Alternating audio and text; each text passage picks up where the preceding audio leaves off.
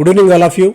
Welcome to profit master closing report. మార్కెట్స్లో ఇవాళ కొద్దిగా ప్రాఫిట్ బుకింగ్ లాంటి సినారియో మనం చూసాం. యుఎస్ ఫెడ్ మీటింగ్ ఇవాళ జరగబోతోంది. సో దాని అవుట్కమ్ ఎలా ఉండొచ్చు అన్న ఒక అంచనాల నేపథ్యంలో కొద్దిగా, ఎందుకంటే మార్కెట్స్ పీక్ లెవెల్స్కి వచ్చిన తర్వాత కొద్దిగా ప్రాఫిట్ బుకింగ్ అనేది కామనే. మనం అది గత కొద్ది రోజుల నుంచి మాట్లాడుతూనే ఉన్నాం. ఇంటర్మినెంట్గా అప్పుడప్పుడు ఒక చిన్నపాటి ప్రాఫిట్ బుకింగ్ రావచ్చు అని చెప్పి. సో ఇవాళ కొద్దిగా 377 పాయింట్స్ డౌన్తో 69,551 దగ్గర సెన్సెక్స్, అలాగే ఒక 90 పాయింట్స్ నష్టపోయిన 20,906 దగ్గర నిఫ్టీ క్లోజ్ కావడం మనం చూసాం. సో ఫెడ్ స్టేటస్కో మెయింటైన్ చేస్తుందా లేదా అన్నది చూడాలి. వరుసగా ఒకవేళ చేస్తే మూడోసారి కూడా వడ్డీ రేట్లను యథాతథ స్థితిలో యుఎస్ ఫెడరల్ రిజర్వ్ కనుక కొనసాగిస్తే సో దాని క్యాస్కేడింగ్ ఎఫెక్ట్ మార్కెట్ మీద ఎలా ఉంటుంది అవన్నీ కూడా చాలా ఇఫ్స్ అండ్ బట్స్ అండ్ వాళ్ళ స్టేట్మెంట్స్, వాళ్ళ కామెంట్స్ అన్నీ కూడా మార్కెట్స్ సీరియస్గా తీసుకుంటాయి. కాబట్టి మార్కెట్ దాని గురించి కొద్దిగా అవాయిడ్ చేస్తుంది. సో ఆ డెసిషన్ ఆధారంగా మనం మార్కెట్స్లో రేపు మనం మూవ్స్ చూస్తాం. సో స్టాక్స్ పరంగా ఈక్విటాస్ 10% పెరిగింది ఇవాళ, safari 9%, Infibeam 7%, Sonata 7%, BLS international కూడా ఒక 7% దాకా పెరిగింది. బిఎల్ఎస్ ఇంటర్నేషనల్ ఏంటి అంటే ఆ కెనడా ఆ వీసాకు సంబంధించిన ఒప్పందం అది కుదుర్చుకోవడము, తర్వాత ఆ వీసా కాన్సులేట్ సర్వీసెస్ అన్ని కూడా బిఎల్ఎస్ నిర్వహిస్తుంది కాబట్టి సో దాని ఎఫెక్ట్ అయితే మనం చూసాం. నష్టపోయిన స్టాక్స్ పరంగా pi industries 10% down, Usha Martin 6.5%, prestige estates ఇవాళ భారీగా నష్టపోయింది. పేటీఎం కూడా ఒక 6% దాకా వీక్నెస్ చూసాం. గతంలో మనం లాస్ట్ వీక్లో బ్రోకింగ్ కంపెనీస్ కొన్ని వాళ్ళ రీటైల్ లోన్స్కి సంబంధించి బిలో 50,000 రూపీస్ లోన్స్ మీద కొద్దిగా ఆంక్షలు విధించి వాటిని కట్టడి చేయాలన్న ఆలోచనలో పేటీఎం ఉండడం, దీనివల్ల మార్జిన్స్ మీద ఎఫెక్ట్ ఉంటాయన్న ఒక అంచనాల నేపథ్యంలో కొద్దిగా నెగిటివ్ చూసాం. టార్గెట్ ప్రైజెస్ కొన్ని కంపెనీస్, బ్రోకింగ్ కంపెనీస్ కట్ చేశాయి పేటీఎంకి.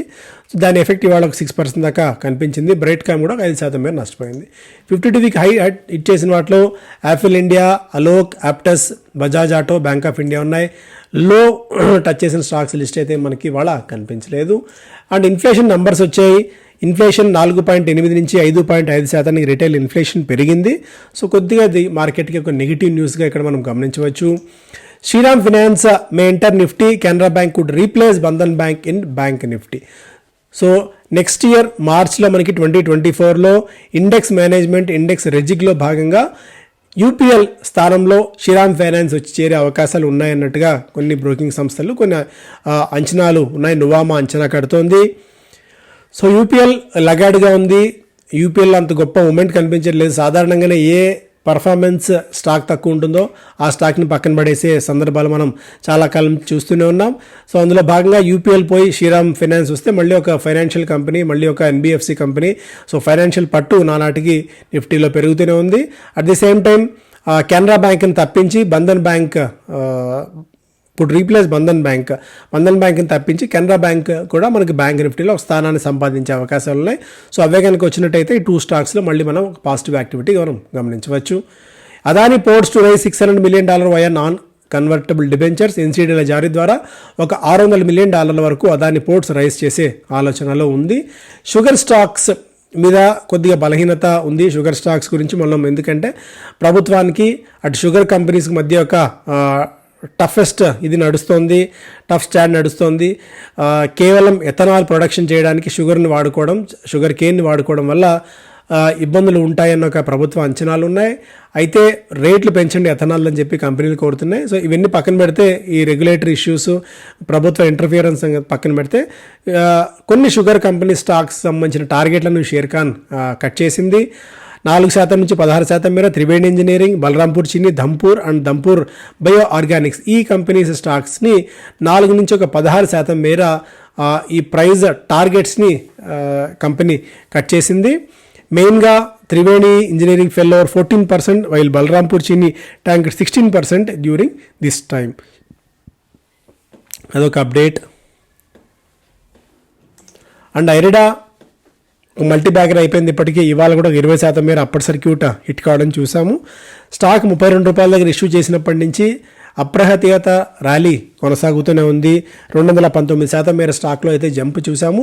సో ఎరడా ఈ మధ్యకాలంలో రీటైల్ వెంచర్లో కూడా అడుగు పెట్టడము, రీటైల్ అవసరమైన లోన్స్ కూడా like PM Kusum scheme, roof top solar, other B to C బిజినెస్లు కూడా వాళ్ళు లోన్స్ ఇవ్వాలి అన్న ఒక ఆలోచన చేయడం, దీనికి సంబంధించి అవి ఓపెన్ చేయడం కూడా ఇరిడాకి కలిసి వచ్చింది. అండ్ స్పైస్ జెట్ ఒక 2,250 కోట్ల రూపాయల మేర ఈక్విటీల జారీ ద్వారా నిధులు సమీకరించే ప్రయత్నం చేస్తుంది. ఒక వెంటిలేటర్ మీద ఉన్న స్పైస్ జెట్ ఇక ఆక్సిజన్ కోసం కొట్టుమిట్టాడుతూ ఏదో ఒక ఆఖరి ప్రయత్నాలు అయితే చేస్తోంది. Gas distribution companies, city gas distribution companies ఎందుకంటే అటు రీటైల్ మార్కెట్లో ఈ ఆయిల్ ధరలు ఏమాత్రం పెద్దగా చలనం ఉండట్లేదు. సో పరోక్షంగా ఈ సిటీ గ్యాస్ డిస్ట్రిబ్యూషన్ నెట్వర్క్ కూడా పెద్దగా విస్తరించట్లేదు. సో దీనివల్ల గ్యాస్ సంబంధించిన డిమాండ్ నానాటికి తగ్గుతూనే ఉంది, అంత పెద్దగా వాటికి ఇంపాక్ట్ ఉండట్లేదు.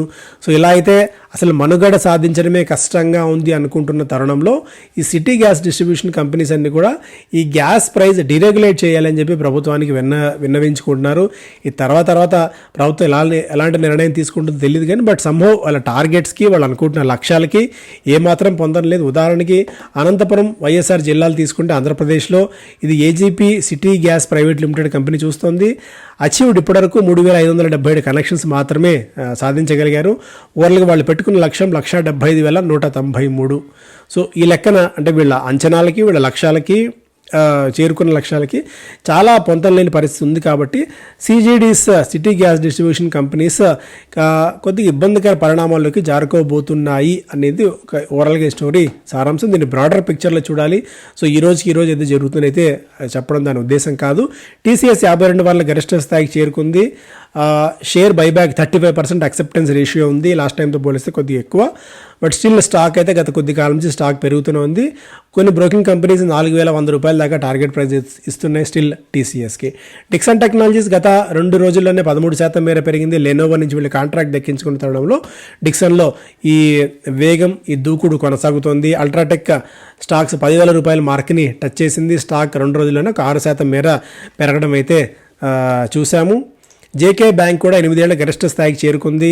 లాస్ట్ 2 డేస్లో 23% దాకా పెరిగింది. వాళ్ళ క్విప్ క్వాలిఫైడ్ ఇన్స్టిట్యూషనల్ ప్లేస్మెంట్ ద్వారా నిధులు సమీకరించి బ్యాంక్ మరింత ఉన్నత స్థాయికి మరింత పైకి వెళ్ళడానికి కూడా కారణమైంది. ఇప్పుడు 370 రద్దు, ఇవన్నీ కూడా పరోక్షంగా జేకే బ్యాంక్ మరింత పట్టు సాధించడానికి దోహదపడతాయేమో కూడా చూడాలి. సో ఇవి major updates. Thank you so much. Away